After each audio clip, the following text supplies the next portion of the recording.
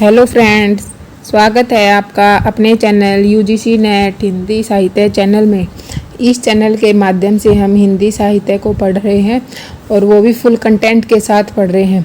अगर आपको क्लासेस अच्छी लगती है तो आप चैनल को सब्सक्राइब करें ताकि मैं जो रोज़ वीडियो डालती हूँ उसका नोटिफिकेशन आपको मिल सके और आपकी एक अच्छी तैयारी और फुल कंटेंट के साथ एक अच्छी तैयारी हो जाए। और जितना भी कंटेंट मैं आपको देती हूँ इनको आप अपनी नोटबुक में उतार सकते हैं, क्योंकि इससे आपके बहुत अच्छे नोट्स तैयार हो जाएंगे। तो हम कहानी की सीरीज पढ़ रहे थे। हमने कहानी की सीरीज को शुरू कर रखा था जिसमें हमने प्रेमचंद और प्रसाद प्रेमचंद युग को पढ़ा था। तो आज हम पढ़ेंगे प्रेमचंदोत्तर युग है, उसको हम पढ़ेंगे। उसमें कौन से कहानीकार हैं, उनकी कहानियाँ और उनकी जो विषय वस्तु है वो सब अब हम पढ़ेंगे। तो प्रेमचंदोत्तर युग का समय क्या है? 1936 से लेके 1955 ईस्वी तक प्रेमचंदोत्तर युग का समय माना जाता है कहानी में। ठीक है, तो इसमें हम देखते हैं कि क्या क्या है। तो जो प्रेमचंदोत्तर युग है उसमें मोटे तौर पर कहानियाँ थी उनको दो भाग दिखाए गए हैं। एक था सामाजिक यथार्थवादी कहानी और दूसरे थे व्यक्तिवादी कहानी।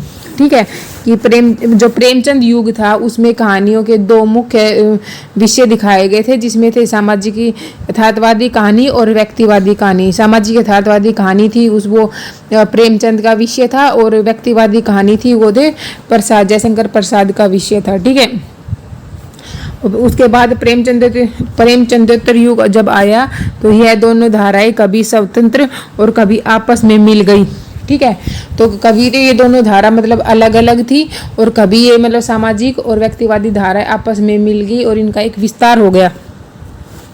उसके बाद है कि प्रगतिवादी कहानी के प्रतिनिधि कहानीकार यशपाल हैं। कि जो प्रगतिवादी कहानीकार हैं उनके जो प्रतिनिधि है वो है यशपाल है, और उनके अलावा महत्वपूर्ण और कहानीकार है वो है रागे राघव, राहुल सांस्कृत्यायन और नाआगा अर्जुन। ये प्रगतिवादी कहानीकार हैं।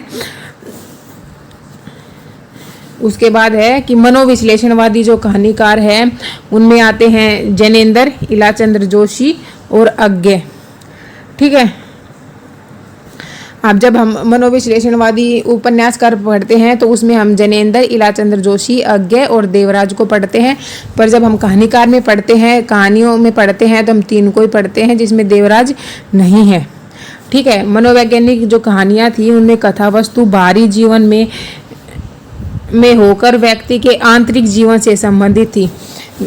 जीवन में हो मतलब जो व्यक्ति थी उनका जो बाहरी नहीं है बाहरी, ठीक है, बाहरी, ठीक है, और आंतरिक जीवन से भी संबंधित थी। और इन कहानियों में घटनाओं का महत्व कम, जो घटनाएं थी उनका महत्व कम था, जबकि इन कहानियों में चरित्र के अंतर्द्वंद, चिंतन मनन, आत्म विश्लेषण आदि का विश्लेषण को मतलब जो कि व्यक्ति के जो बाहरी जीवन थे, जो बाहरी घटनाएं थी उनको कम महत्व दिया गया था, जबकि व्यक्ति के उनकी कहानियों में उनके चरित्र को, उनके मन में जो द्वंद्व चल रहा है उसको, उनके चिंतन मनन को, आत्म विश्लेषण को अधिक महत्व दिया गया था प्रेमचंदोत्तर युग में कहानियों को। उसके बाद है क्योंकि भाषा सीधी सपाट में होकर बेहद प्रतीकात्मक हो जाती है, क्योंकि यहाँ पे जो भाषा थी वो बहुत ही सीधी सपाट थी और मतलब बिल्कुल प्रतीकात्मक भाषा थी। और लेखक की कोशिश रही है कि चरित्र के चेतन और अवचेतन की फाक को पाठक तक पहुँचाना। कि जो चरित्र होता है, उसके जो पात्र होता है, उसके चेतन और अवचेतन दोनों मन को पाठक तक पहुँचाना। ठीक है, और इस प्रक्रिया में पाठक को भी अपने व्यक्तित्व की भीतरी तहों को समझने की अंतर्दृष्टि मिलेगी। कि जब हम पात्र के चेतन और अवचेतन मन को उसके पाठक के सामने रखेंगे तो पाठक को भी अपने अंदर कि उसके अंदर जो द्वंद्व चल रहा है, जो उसकी अंतर्दृष्टि है, उसको देखने, उसको समझ सकता है वो। उसके बाद है भगवती चरण वर्मा, भगवती प्रसाद वाजपेयी, राहुल सांस्कृत्यायन, उपेंद्र नाथ अश्क, विष्णु प्रभाकर, अमृतलाल नागर, राघे राघव, अमृत राय, चंद्र किरण सोनरेखा इधर आएगा, इस युग की दो मुख्य धाराओं के साथ चलने वाले कहानीकार हैं। ये जितने भी कहानीकार हैं, जिसमें भगवती चरण वर्मा, भगवती प्रसाद वाजपेयी, राहुल सांस्कृत्यायन, उपेंद्र नाथ अस्क, विष्णु प्रभाकर, अमृतलाल नागर, राघे राघव, अमृत राय, चंद्र किरण सोनरेखा, ये इस युग की जो दो धाराएं चली थी, उन दोनों धाराओं में चलने वाले कहानीकार थे। इनमें से राहुल सांस्कृत्यायन, अमृतलाल नागर, राघे राघव और अमृत राय, इन पर मार्क्सवाद का प्रत्यक्ष प्रभाव दिखाई देता है। कि मार्क्सवाद का जो प्रभाव था वो इन जितने भी ये कहानीकार है उनमें से सबसे ज़्यादा था राहुल सांस्कृत्यायन पे, अमृतलाल नागर पर, राघे राघव पर और अमृत राय पर मार्क्सवाद का सबसे ज़्यादा प्रभाव था। अब हम देखते हैं कि प्रेमचंद युग के जो प्रमुख कहानीकार हैं वो और उनकी कहानियाँ। तो सबसे पहले हम देखते हैं राहुल सांस्कृत्यायन की कहानी। राहुल सांस्कृत्यायन की पहली कहानी है सप्तमी के बच्चे, जिसका समय है 1935 ईस्वी। ठीक है, इसमें एक महिला की कहानी, जो एक महिला है उसकी दयनीय आर्थिक स्थिति का चित्रण किया गया है, जो अपने बच्चों के लिए भरपेट भोजन और दवा का प्रबंध नहीं कर पाती और उसकी वजह से उसके बच्चे मर जाते हैं। उसके बाद इनकी अगली कहानी है वोल्गा से गंगा तक, जिसका समय है 1944 ईस्वी की। राहुल सांस्कृत्यायन की दो ही कहानी है, सप्तमी के बच्चे 1935 ईस्वी और अगली है वोल्गा से गंगा तक, जिसका समय है 1944 ईस्वी। अगले है इलाचंद्र जोशी। तो जो इलाचंद्र जोशी है वो हिंदी में मनोवैज्ञानिक कहानियाँ हैं, उनके प्रवर्तक माने जाते हैं और इन्होंने जीवन के उपेक्षित, कुंठित, मनोग्रस्थी, पीड़ित और परिस्थितियों के चुंगल में फंसे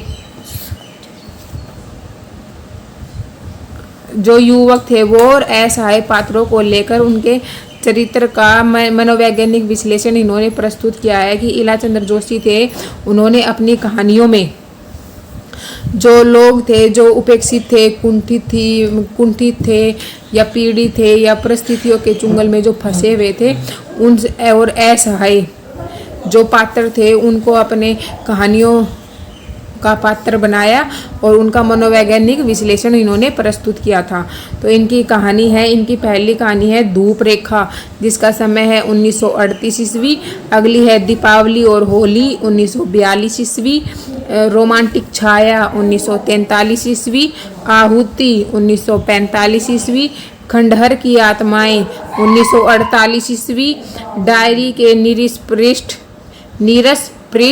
1951 ईस्वी। कटीले फूल और लजीले कांटे 1954 ईस्वी। ये है इलाचंद्र जोशी की कहानियाँ कि धूप रेखा, दीपावली और होली, रोमांटिक छाया, आहुति, खंडहर की आत्माएं, डायरी के नीरस पृष्ठ, कटीले फूल और लजीले कांटे। उसके बाद अगले हैं भगवती चरण वर्मा। भगवती चरण वर्मा की कहानियां हैं दो बाके 1936 ईस्वी। इंस्टॉलमेंट 1936 ईस्वी। मुगलों ने सल्तनत बख्श दी और मोर्चाबंदी। ये है भगवती चरण वर्मा की कहानियाँ। अगले हैं यशपाल। यशपाल थे उन्होंने लगभग 200 कहानियाँ लिखी थी और यशपाल के मार्क्सवादी दृष्टिकोण से एक के बाद एक सशक्त कहानियाँ लिखी थी इन्होंने। कि यशपाल का जो मार्क्सवादी जो दृष्टिकोण था उससे इन्होंने एक के बाद एक बहुत अच्छी कहानियाँ लिखी थी। इन्होंने समाज के परंपरागत मूल्यों और रूढ़ियों के विरुद्ध व्यंग्य और मुक्ति के अधिकारों से तीखे प्रहार किए थे। यह राजेंद्र यादव का कथन है यशपाल के संबंध में। उसके बाद है कि मुस्लिम पात्रों पर केंद्रित सर्वाधिक जो कहानियाँ लिखने वाले कहानीकार थे उसमें प्रेमचंद थे, अमृतलाल नागर थे और यशपाल थे। कि जो मुस्लिम पात्र थे उनमें जैसे सबसे ज़्यादा कहानी लिखी थी प्रेमचंद ने, अमृतलाल नागर ने और यशपाल ने।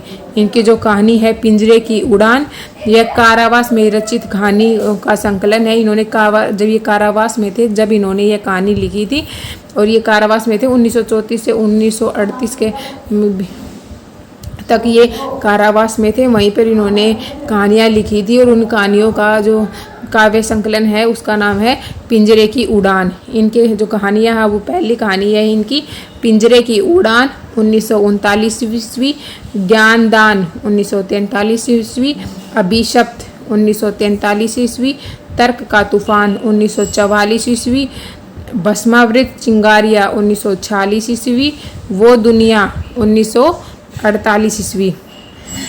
उसके बाद अगले हैं फूलों का कुर्ता 1949 ईस्वी, धर्मयुग 1950 ईस्वी, उत्तराधिकारी 1951 ईस्वी, चित्तर का शीर्षक 1951 ईस्वी, तुमने क्यों कहा था मैं सुंदर हूँ 1954 ईस्वी, उत्तमी की माँ 1955 ईस्वी, सच बोलने की भूल 1962 ईस्वी, खच्चर और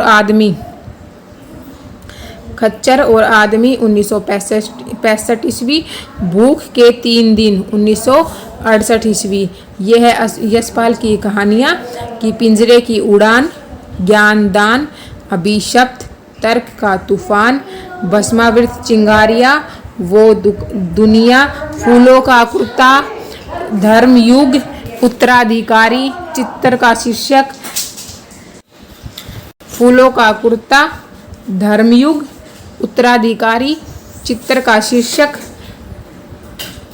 और तुमने क्यों कहा था मैं सुंदर हूँ, उत्तमी की माँ, सच बोलने की भूल, खच्चर और आदमी, भूख के 3 दिन। ये थी हमारे जो कुछ प्रेमचंद्र युग के जो कहानीकार थे वो।